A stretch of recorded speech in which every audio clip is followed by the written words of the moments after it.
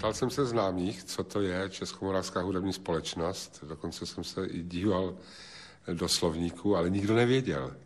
Až mi pak někdo poradil, že jejich zpěvák, nějaký Franta Černý, že pracuje jako účetní v klubu v Trojické v Praze.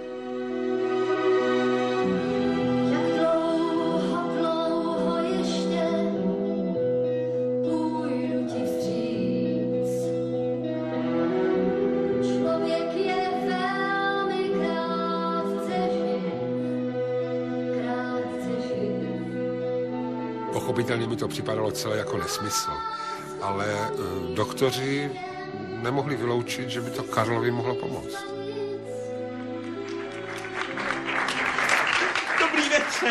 Dobrý večer, Drahošku. Tenkrát vyvezli jednoho z kluků do nemocnice a bylo potřeba, že ho zachránit program. Tak jsem to vzal za něj, no. Dobrý. Co je od mého počuju? To nevadí tak. To je od tebe, ale vy se na to dělej.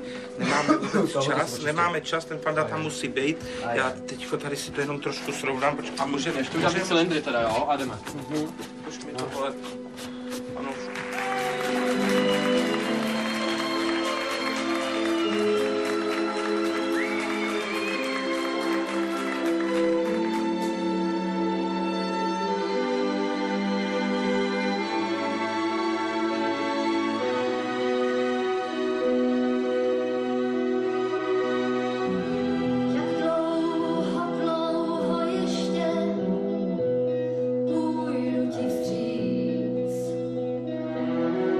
Hlavici jsem se vždycky vážil a vždycky jsem se s ním chtěl hodně setkat. Chtěl jsem to setkání trošku jinak, teda.